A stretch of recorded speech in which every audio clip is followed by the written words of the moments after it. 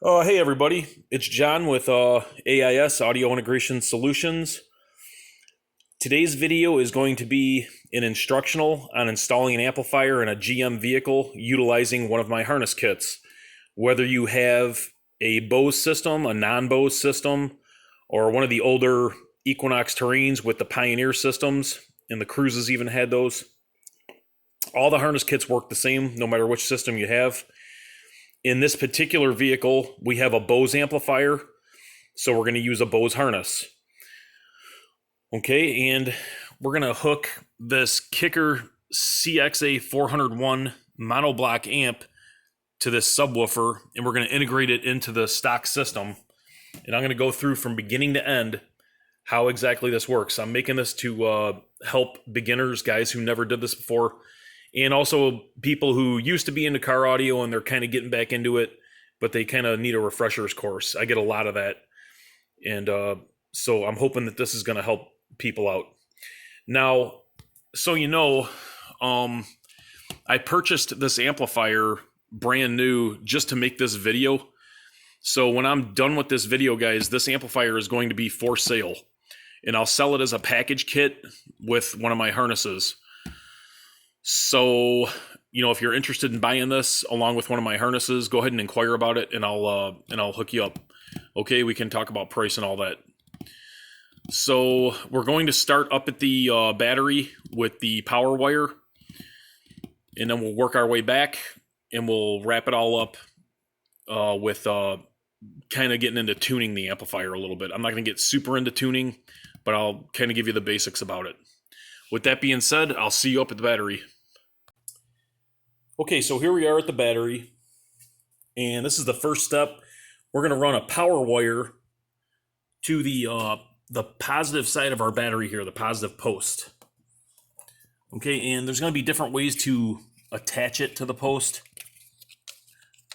You can see here I actually did it with this bolt here. I already ran this power wire, as you can see, but I got this out as like an example. We're going to hook it up to the battery. Now, next most important thing is the thickness of this wire.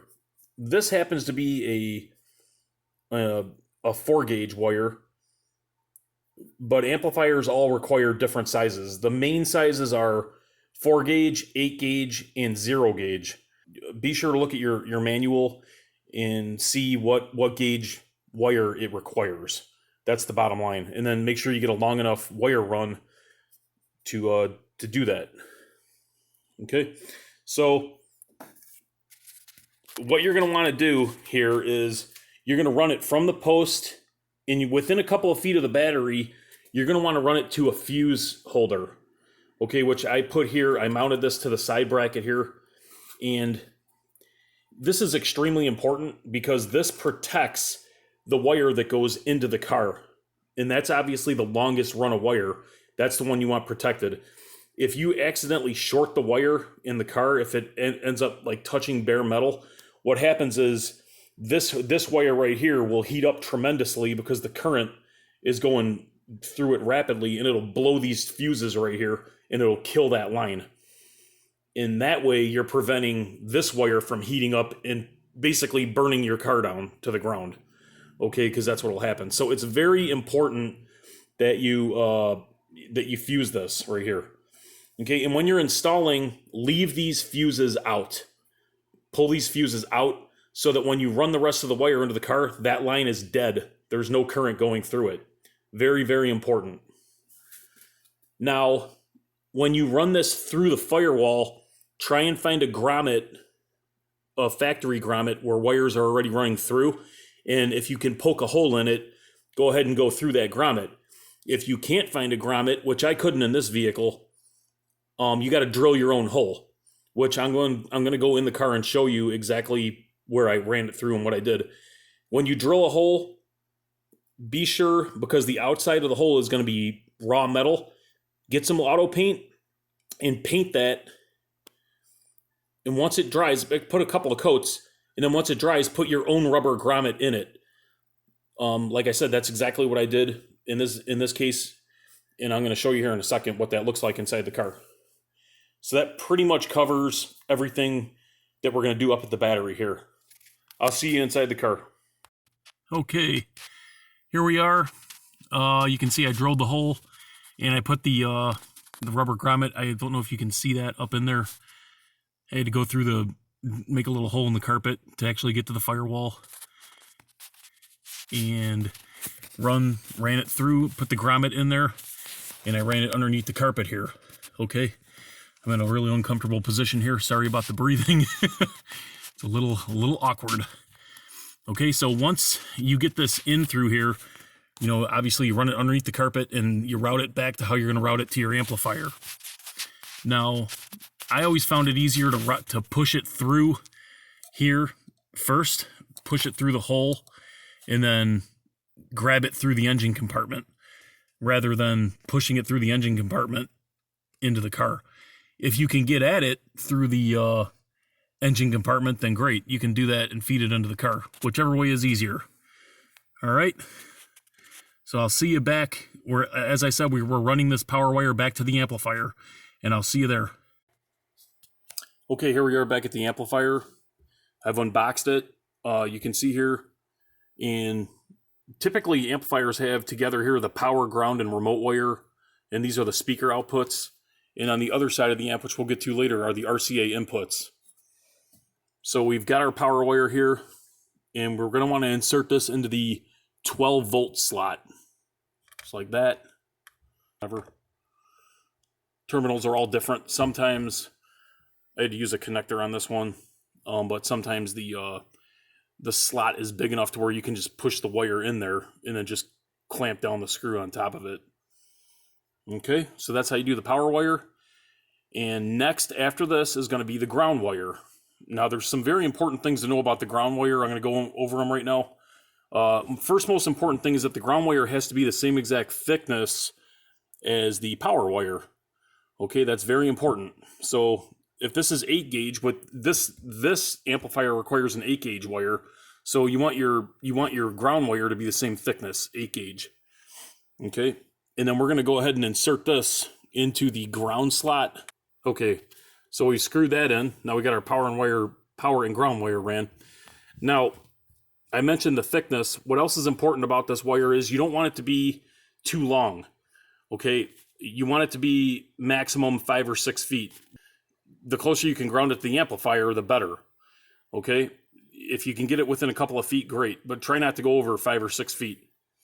And the other thing that's important with this ground wire is wherever you ground it to the vehicle chassis, make sure that you grind down to bare metal. Don't try grounding to a painted surface. Make sure it's bare metal. Like I said, most amplifier issues and car audio issues in general happen because of a bad ground. There's high resistance in the ground, and it causes all kinds of problems with your amp. That power light or the protect light goes on, it's turning on and off. You're getting like loud engine noise, like whang, that whining, and it's all usually because of a bad ground. So make sure wherever you ground to, it's ground down to bare metal. Typically speaking, in the trunk area, you can ground to like the sheet metal. I prefer to find a spot where you can actually drill a hole and then use a nut and a bolt to really clamp it down. You can use a sheet metal screw and it'll probably work if you can't get to the other side of the hole. The problem with a sheet metal screw is that over time, because of vibrations, it comes loose and then you start having issues with the amp, like I said. If you can't get to behind it, the hole that is, use what's called a grounding screw. You can usually get those from like Parts Express or probably some other place online. They're special screws that actually drill into sheet metal and they have a really, really good grab on them. Okay, so that covers the power and the ground wire. Now, our next thing we're going to do is we're actually going to locate our Bose amplifier, and I'm going to show you how to utilize the harness. Again, this is going to work the same exact way whether you have a Bose or a non-Bose or a Pioneer. It doesn't matter. We're just going to have to locate the unit that we're plugging into, and then we'll go from there. I'll see you at the Bose amplifier on this one. All right, guys. We found our Bose amplifier. and we're ready to use our integration harness. This is what a typical Bose integration harness looks like. We got the female end, the white, and we got the black. Now some of these are gray. It just depends on which amplifier you have, all right? So, like I said, this works the same with Pioneer systems, Bose systems, and non-Bose. Right, so this connector is going to go into this 8-way one on the end right here. We're going to go ahead and pull that out of the amp. Okay, and we're going to plug it into the white end of the harness, the new harness. Clicks in, and then we just take the other end and we go back into the amplifier with it. That's it.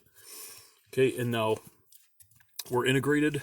We always have a lead coming off of the harness here, and this one is hooked up to a PAC LP7, which is a very common unit that I sell with these. This lead is just going to get plugged in to the PAC right there.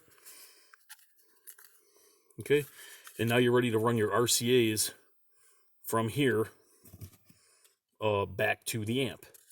We're just going to take our RCAs and we're going to plug them into here.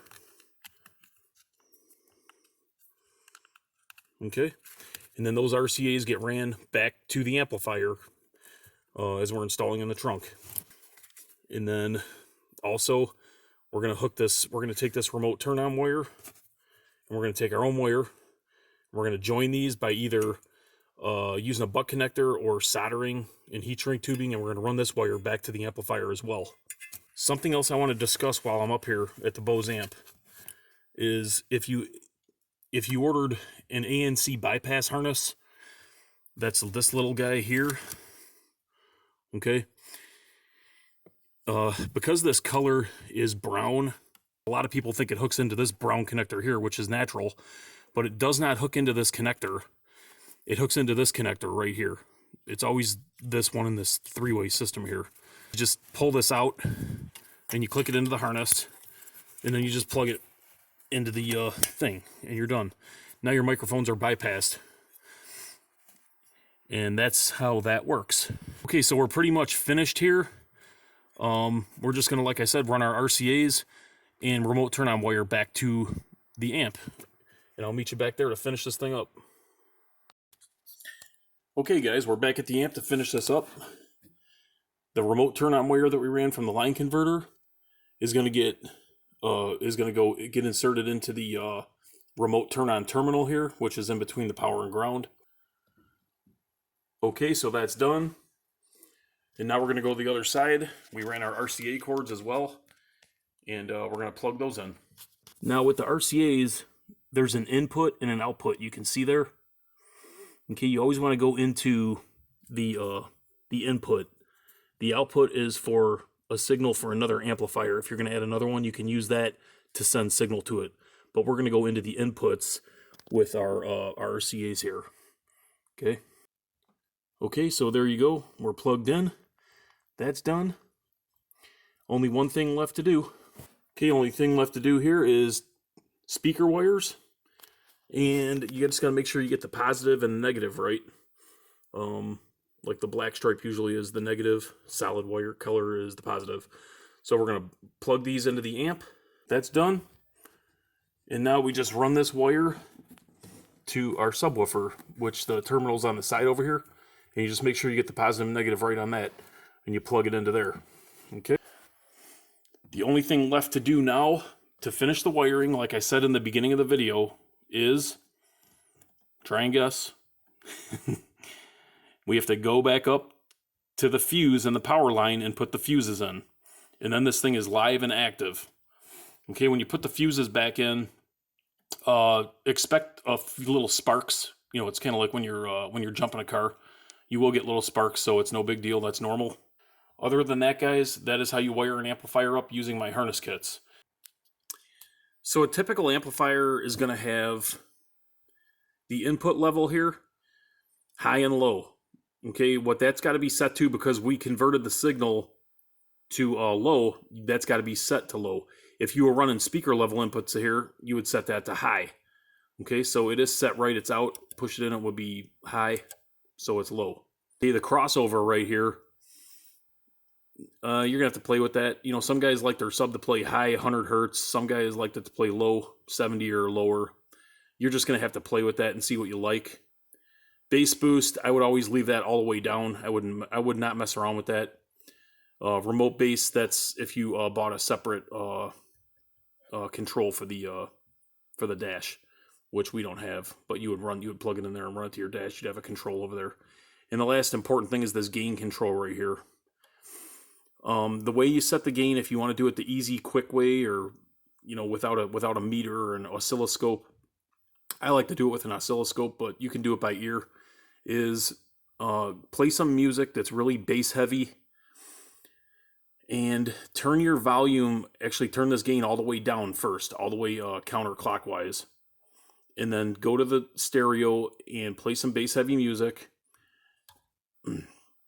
And crank it up to about 75 or 80% on the head unit, and then come back here with a screwdriver and turn that gain slowly up. Okay, and it'll get loud. You'll get a lot of bass, but then at some point it's going to get like sloppy and it's going to distort. When it starts doing that, back the gain down a little bit until it's clean again. The goal is to get it to where it's loud, but it's clean. That's pretty much it. Okay. So that's basically how you would tune a bass amplifier. And then once you get I would actually set the gain first, and then I would mess with the crossover. Set the crossover where you like it. Okay. That is the end of this video, guys. Thank you so much for watching. I'm not the greatest video maker. I'm not the greatest explainer and whatnot, but I hope this helped. If you want to get a hold of me, my email will be in the description of this video. Again, this amplifier is for sale. So I'll work with you on that if you're interested in buying it. It's obviously brand new, unused. I'll sell it as a package kit with my harness. Okay? You guys have a great day now, and again, thanks for watching. I hope this helps.